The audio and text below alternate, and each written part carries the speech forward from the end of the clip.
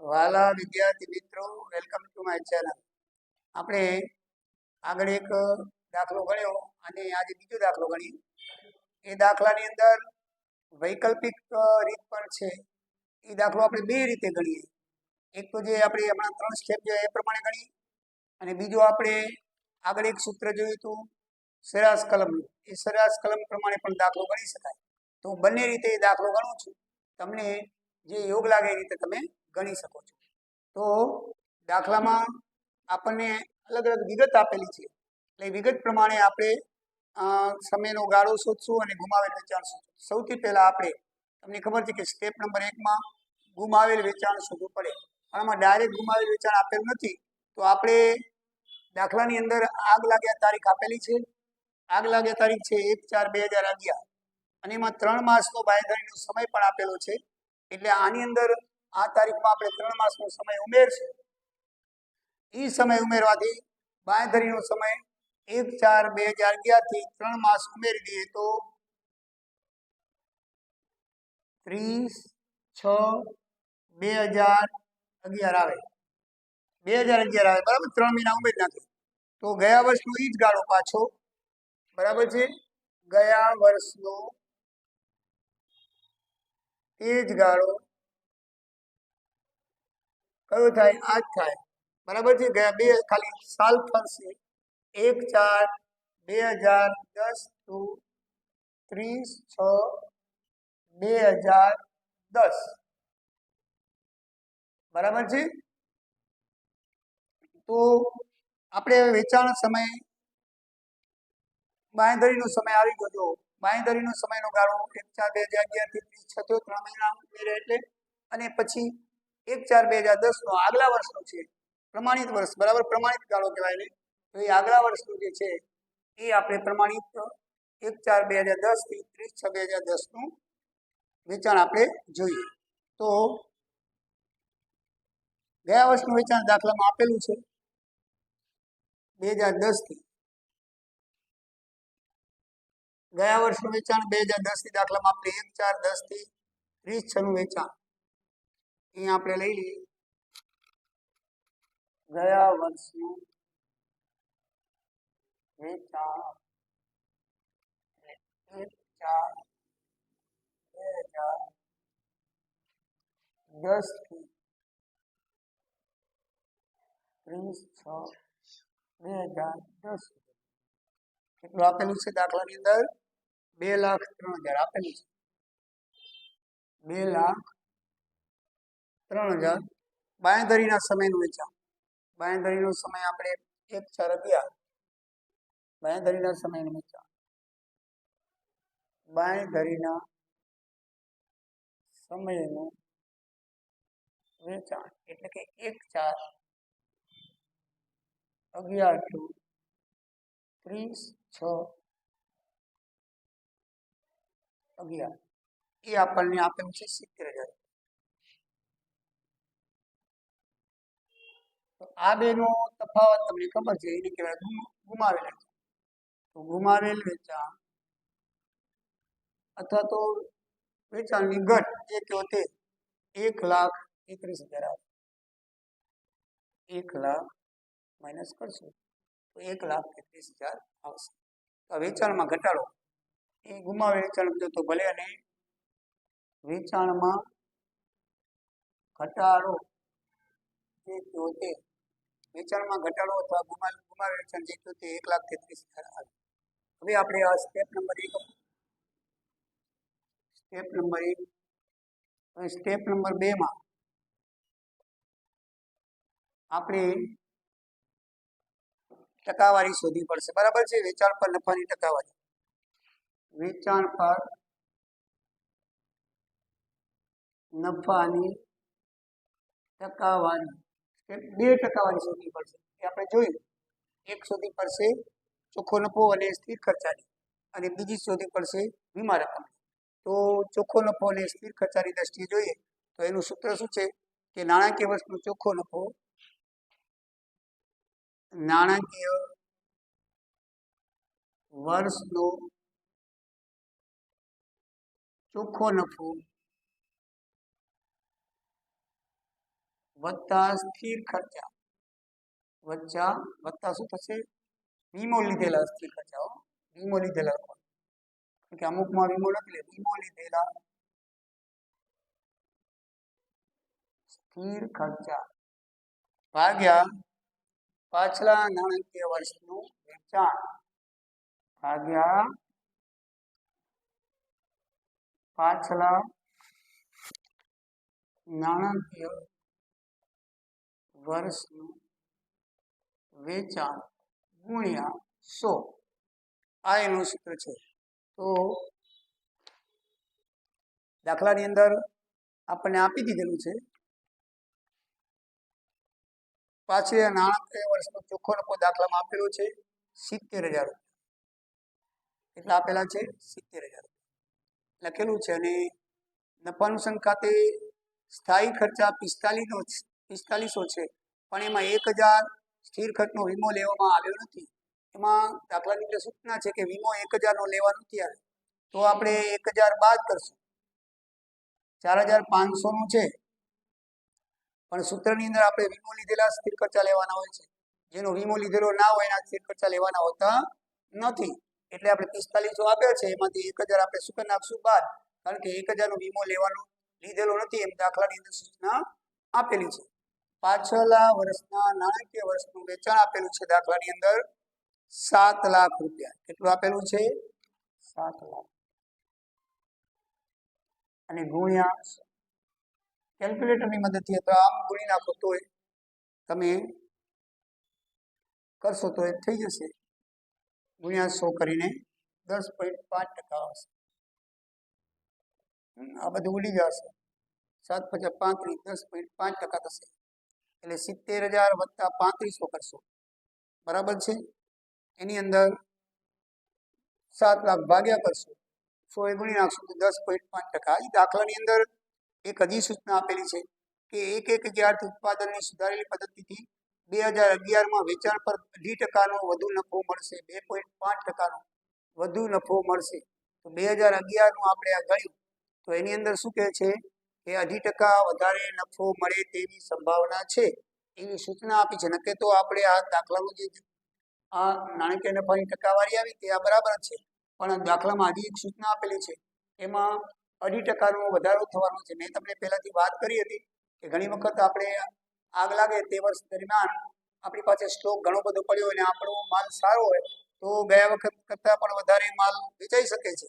તો આમાં પણ એવું જ થયું છે કે 10.5% છે, પણ એમ લખ્યું છે કે 2% નો વધારો થશે એવું સંભાવના છે. તો આપણે 10.5% વત્તા 2.5%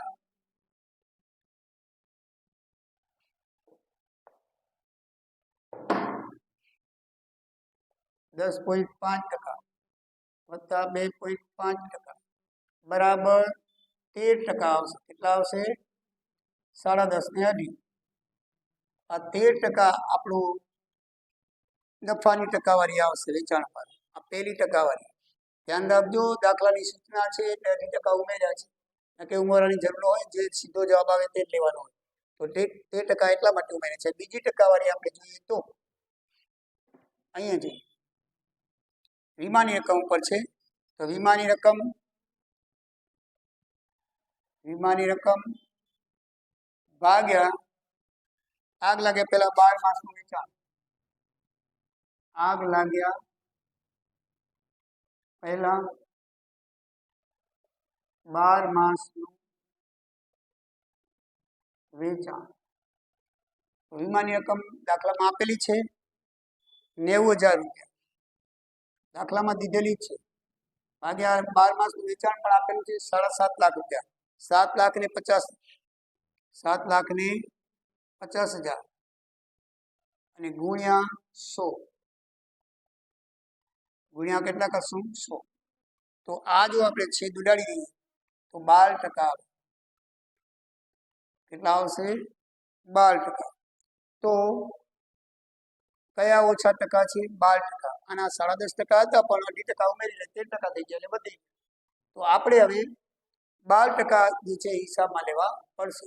હવે આપણો જવાબ ક્લિયર છે. ટકાવારી શોધાઈ ગઈ, કઈ ઓછી છે. તો આપણે જે ગુમાવેલ વેચાણ છે એને ઓછી ટકાવારી ગુણી નાખો તો આપણે દાવાની રકમ આવી જશે. તો દાવાની રકમ બરાબર નીચે લખી નાખું છું. દાવાની રકમ બરાબર શું થશે કે આપણે જે ગુમાવેલ વેચાણ શોધ્યું તો 1,33,000 ગુણ્યા ઓછી ટકાવારી 12/100% છે. 12/100 એ ગુણી નાખશો, છેદ ઉડાડી દેશો તો 15,960 રૂપિયા આ તમારો જવાબ આવશે. એકદમ ઈઝી અને સરળ દાખલા છે. પહેલા તમારે સ્ટેપ 1 માં ગુમાવેલ વેચાણ શોધવાનું, સ્ટેપ 2 ની અંદર તમારે બે જાતની ટકાવારી શોધવાની, એક સ્થિર ખર્ચાને ચોખ્ખા નફાની, સ્થિર ખર્ચાને પાછલા વર્ષનો જે ચોખ્ખો નફો છે તેની, અને બીજો વીમાની રકમ પર. બેમાં જે ઓછી હોય એને ગુમાવેલ વેચાણ વડે ગુણી નાખો એટલે દાવાની રકમ આવી જાય. બરાબર સમજણ પડી ને? હવે બીજી વૈકલ્પિક રીત છે આપણે સરેરાશ કલમ પ્રમાણે. આ દાખલો તમારે બીજી રીતે પણ ગણવો હોય તો તમે ગણી શકો. હું તમને બહુ ટૂંકી રીત છે તમને બતાવું. આમાંથી થોડુંક જરાક આટલું કાઢી નાખું છું. બરાબર છે? ઓછી ટકાવારી 12 છે અને વેચાણ પર ટકાવારી 13 છે. એટલું યાદ રાખજો.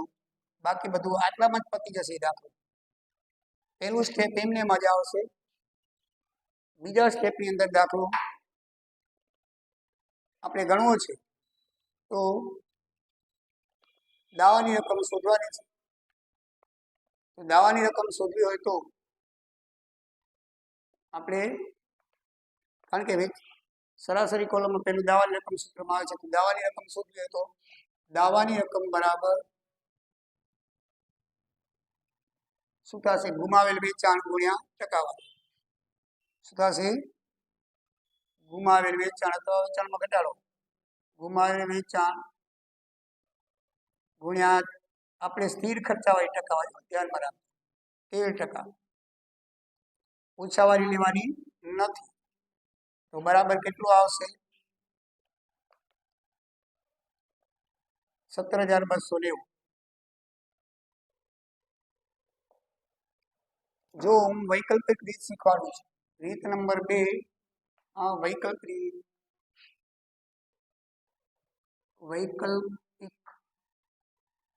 રીત, આ વૈકલ્પિક રીતમાં પહેલું સ્ટેપ તો એમને આવશે. આપણે એની અંદર ગુમાવેલ વેચાણ શોધ્યા પછી દાવાની રકમ શોધવાની હોય તો જે બીજા ટકાવારી છે ટકાવારી ધ્યાનમાં નથી લેવાની. પહેલી ટકાવારી એટલે કે સ્થિર ખર્ચાવાળી ટકાવારી જે હોય એ ટકાવારીને તમે ગુમાવેલ વેચાણ વડે ગુણી નાખો એટલે દાવાની રકમ આવી જાય. બસ પછી તો આપણે સ્ટેપ નંબર 2 સરેરાશ કોલમનું સૂત્ર શું છે એ પ્રમાણે શોધી નાખીએ. આપણે દાવાની સરેરાશ સૂત્ર પ્રમાણે શું આવશે? દાવાની રકમ બરાબર કેટલી આવી છે? 17,000. દાવાની રકમ ગુણ્યા વીમાની રકમ. આ સરેરાશ કોલમનું સૂત્ર છે, તમને યાદ હોવું જોઈએ. વાર્ષિક વેચાણ પર વાર્ષિક વેચાણ પર કાચો નફો. દાવાની રકમ ગુણ્યા વીમાની રકમ બરાબર વાર્ષિક વેચાણ પર કાચો નફો. તો દાવાની રકમ આપણે શોધી 17,290 આવી. કેટલી આવી?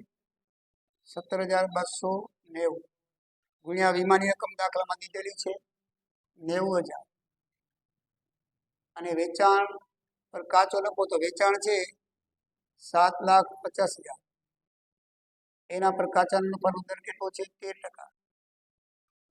એટલે 13% ગુણી નાખવાના કાચા નફાનો. વેચાણ પર કાચો નફો એટલે વેચાણ ઉપર કાચો નફો 13% છે આપણે જોયું. તો એ કેટલા આવશે? 17,290 ગુણ્યા 90,000 છેદમાં 2 મીંડા કાઢી નાખો તો કેટલા આવશે? 97,500. 97,500 આ છેદ ઉડાડી નાખશો તો 97,500 આવશે અને એ છેદ ઉડાડી નાખશું વિકલ્પથી કમ્પ્યુટર કેલ્ક્યુલેટરથી, તો આપણો જે પહેલાનો જવાબ હતો 15,960 રૂપિયા, એ શું આવશે? તમારી દાવાની રકમ આવશે.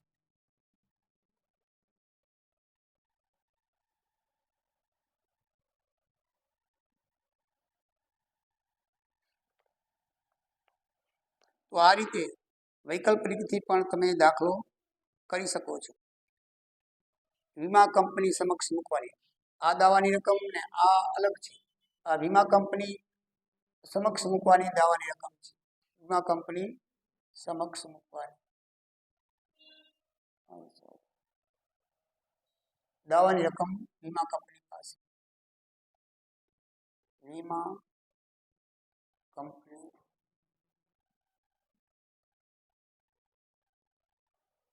સમક્ષ રજૂ કરવાની દાવાની રકમ, એ તમારો જવાબ આવશે. તો વિકલ્પમાં કાંઈ નથી, ગુમાવેલ વેચાણ શોધવાનું છે. ગુમાવેલ વેચાણને તમારે જે આ સરસ કલમના સૂત્ર છે એની અંદર કિંમતો મૂકી અને સાદુરૂપ આપી દો, તમારો જવાબ આવી જશે. તો મિત્રો, આ રીતે વૈકલ્પ રીત અને જે બીજી આપણે 1 સ્ટેપ 2 સ્ટેપ 3 સ્ટેપની દાખલો ગણી, બંને રીતો મેં તમને શીખવી. બંને રીતો સહેલી છે, તમને જે યોગ લાગે એ રીતે તમે દાખલો ગણી શકો છો. નેક્સ્ટ વિડીયોમાં આપણે બીજા દાખલા જોઈશું, પછી ત્રીજી રીતના દાખલા આપણે જોઈશું અને પછી આ ચેપ્ટર આપણે પૂરું કરશું. જય સિયારામ, જય દ્વારિકાધીશ. સબસ્ક્રાઈબ કરજો, તેવી વિનંતી.